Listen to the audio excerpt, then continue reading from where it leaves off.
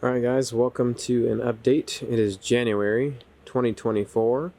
So we're just going to go ahead and start at the herb bed that I have right here first. We have some chocolate mint, which is starting to recover after the summer heat. Finally going into winter, a lot of the mint plants actually will come back, and they're actually starting to put on some new leaves.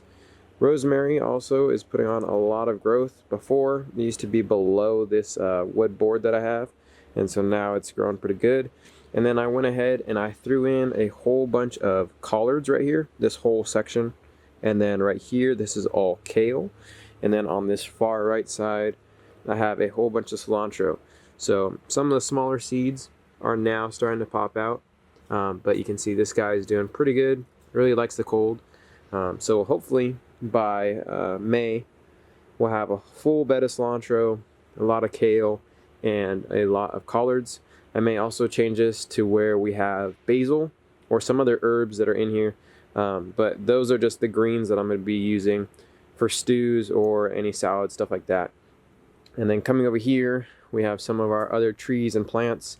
This guy right here is an apple tree. So obviously it has lost all its leaves, and as we go into the springtime, that'll come back out. On the back side of the apple tree, we have this, I believe it's a red Russian kale, which is doing really good. We've got a lot of rain, so it has helped out with the watering of these plants. The reason why I have all these guys out here on the concrete is because behind me, I have the greenhouse build that I'm kind of in the middle of and don't really know if I want to finish because it's already getting too cold and I'm kind of too late to set it up. But right here, I do have some bay trees. I believe this is bay laurel. These leaves smell really good. You can add them or even dry them to your stews, crab boils, stuff like that. So I have 2 trees and I have more that I'm growing that I will show you in a second. Then right here, I believe this is 2 broccoli. What I've noticed with the brassicas, they really just do not like being transplanted. So these guys, I've just let them grow together. I'm sure they'll kind of compete with each other and they'll kind of overlap like this. But I'm just going to let them do their thing. Right next to that, I have a whole bunch of pomegranates. These also lose their leaves in the fall time, and in the spring the leaves will come back up. I may even sell these as like starter plugs, starter plants, just bare root, because I have obviously way too many. I think there's like 30 or 40. I just tossed those in there just to see what would happen, and now I know that that probably wasn't the best idea, but got a ton of those. I have about 5 avocado plants over here. These guys are about 4 months old, 5 months old, and they are doing pretty good. All around them, I have a whole bunch of pepper plants that I overwintered, or am trying to overwinter. So I already cut these down into like little scaffold structures, and you can see that they already have leaves back. And from what I've read, you're supposed to continue to remove the leaves, but I figured if all my pepper plants are putting out leaves, even though it's still cold, then I'll just let them be and see what happens. So we'll see how they perform in the spring and the summer, but I'm just going to leave them as is. Here's the other avocado plant that I was talking about. Again, putting on some new growth. Looks really good. And then the last plant out here is all the yarrow. So this yarrow plant has already put up a flower spike, and I've removed those, and that has all the seeds, so I'll be able to spread those throughout the yard. But again, really doing good. Plenty of green growth. And there are some dead portions which you can remove, but looks pretty good.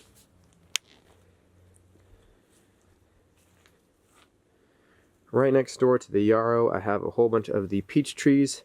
These guys are doing really good. These are in the bigger containers, and you can see that they have lost all their leaves. They're not dead though. You can tell because of how flexible, if I can zoom in, how flexible it is without snapping, and it's still green on the side.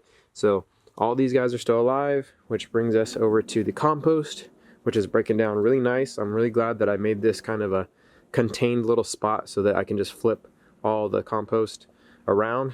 All the food scraps breaks it down.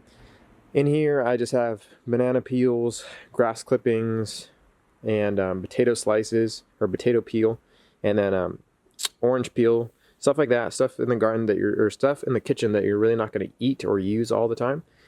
And then next door, I have some more peppers, just a different location for them. These are also getting overwintered, but you can see that the peppers I have in here haven't put on any new leaves yet. So I'm just waiting to see what happens with these guys. And then right here, it looks like grass, but these are actually onions. These are the long day bulbing onions. So obviously, us being in winter, they're not going to do all that great, and that shows right here. I only have a handful of them. And then right next to them, these are all peppers. And they have been getting hit by the slugs. The slugs have been killing me on the peppers and the carrots. But I'm going to just take us over here. This is our aloe plant that we took all the pups from. And I'll go ahead and I'll show you all those aloe plants and how they're doing. They're actually doing pretty good. Which brings us to this tree. I will be making a video on this citrus eventually, talking about what I'm going to do with this guy, because I will have to remove it and put some other plant or some other tree. Maybe one of the peach trees, a fig, or even an apple tree, not too sure. And the reason for that is because at the base of the tree, there is a lot of damage, and that will probably eventually hinder the health of this tree, so I'll have to remove it. And then over next to it, we have the pear tree, which again, another tree that is getting damaged. You can see this guy is ready to snap, so I'm not too sure what we're going to do about that. But I have started to try to air layer some of these branches so that I can make new pear trees. And then we have an offshoot from the main trunk at the base of the trunk. And this is going to be a nice little new tree. It's already pretty tall, so we'll probably utilize that. Coming into the greenhouse build, this is another pepper plant that has already started to put out leaves, in the process of trying to overwinter that guy. Next to it is another apple tree. This is another apple tree that's about 3 to 4 years old. Actually 4 years old. And so that guy's doing good, has no leaves, but it'll come back. Underneath this milk jug, I do have a papaya tree. Obviously it's not doing that great, it's just way too cold, which the artichoke really demonstrates how cold it is, because it is starting to kind of wilt all around the sides. But the new shoots right here in the middle, new offshoots, are looking really healthy and really solid. So we'll see if those end up dying or what happens with that. I'm hoping they come back, but like I said, the greenhouse is only about halfway built, so not a whole lot of protection. Next door, here is another 4-year-old apple tree. I'm kind of excited to see if this spring we finally get our first apples. These are all grown from seed, so they're not grafted or bought at the big box store. This is all just at home. Same with this peach tree. This is another peach tree where it is only about a year old, and it's already outperforming all my apple trees, all my avocado trees. It's really tall, looks really healthy. And then on our rack over here, we do have our strawberry plant, which is starting to throw out some more strawberries. I just picked about 8 strawberries about 2 weeks ago, so they're not very fast growing, but the fact that they're putting on even more strawberries as we go into winter, it's really cool to see. There's some more aloe plants in the back, and then next door is another mint plant. This is the one that I was talking about earlier, where in the wintertime, all these new sprigs, all these new branches coming off look really good. So I'm just going to let that do its thing. Smells really nice too. Next to that, we have all the carrots. The carrots are growing, but they don't look that great.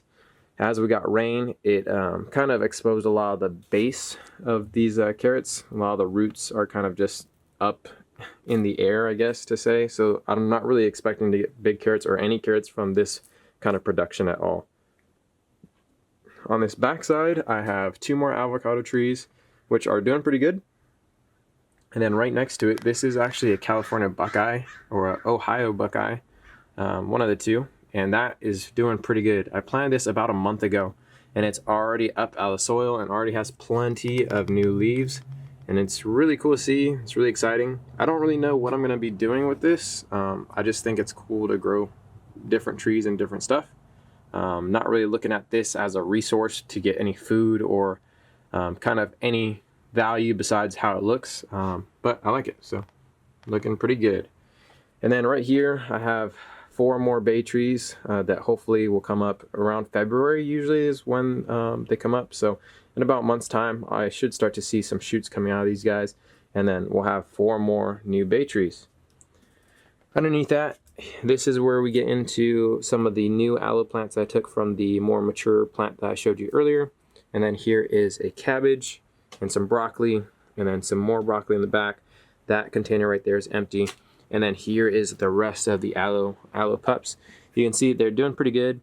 And I actually think that they have started to produce some roots, because this plant right here does have a very brand new aloe leaf that's growing. So I think all of these guys will be successful in growing roots. So I'm waiting to see if I can just give these away to some friends or even sell those, but we'll see. And then right here we do have a whole bunch of the new trees. Don't mind the clovers, because these things are kind of everywhere. Once they're in your soil, it's kind of like potatoes. They just start coming up everywhere.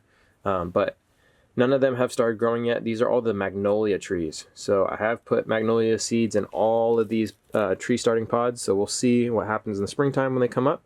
Very excited to see if we can actually grow some magnolias. That would be really awesome. And then right next to those, these are our other peach trees. That again, these guys are doing okay. I would say they're definitely, obviously, not as big as our mature tree that I showed you guys right next to me, this big guy.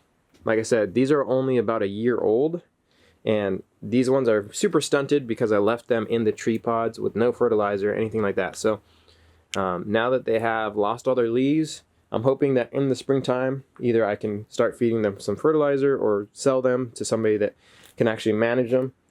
Because I don't need this many trees. I don't have the space for these trees, and eventually I'll be in a different location where I won't have any room to actually grow these trees anymore. So that's all a different story for a different time, but we'll see what happens with those guys. And then last but not least, I'll bring you to our other avocado trees. These ones are about a year old, and they're probably about 6.5 feet tall, I would say, if I'm on level ground. So these guys are doing pretty good. If I actually bring down this main trunk, you can see all the new growth and the leaves. I just love the green to red coloring on these. It looks really, really cool. And then over here, we do have our tomatoes, which amazingly still live and still producing tomatoes. This is the first time I've ever left. This is the first time I've ever left tomatoes on the trellis and let them go into fall and let them go into winter. They're still producing. So just taking a look at these, obviously they're not the best quality. They're still super small, but I mean, these guys are fully ripe. I have a whole cluster right here that is starting to ripen. So obviously this orange one is almost there, but we have a full ripened one on the end. And just having this kind of cluster in fall and winter is really amazing to me. So I'm excited to see how this tomato plant holds on through the spring. I'm just gonna leave it.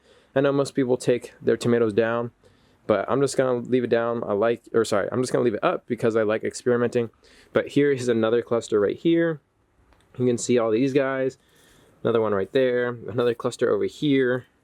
And there's quite a lot. So if I rotate around to this side too, here is another fully ripened tomato that I can pick. And I'll just make like some tomato soup or something with it. But yeah, these guys are everywhere. Another cluster right there. If I bring you back around on this side, huge tomatoes. I mean, it's just amazing to see this kind of production, even though it's cold. And there is a lot of new growth that is producing even more tomatoes. And I don't think I showed you guys this tomato right here. This one that I have up here is finally starting to get hit by the frost, but it's still producing tomatoes over here. And even on these branches that I have overhanging, I'm still getting tomatoes. So we'll see how this goes throughout the rest of the winter. But like I said, I'll just take all the tomatoes and I'll turn that into a soup. And that's about it for this update, guys. I hope you guys enjoyed the video. If you did, go ahead, leave me some feedback, leave me a like. Let me know what you guys are growing in your gardens and how the progress is. I have, like I said, been struggling with a lot of the slugs. This used to be full of carrots, and every single carrot in here is pretty much done because it just too many slugs. So I'll have to deal with that. But like I said, let me know how your gardens are going, and I will check you guys in the next video.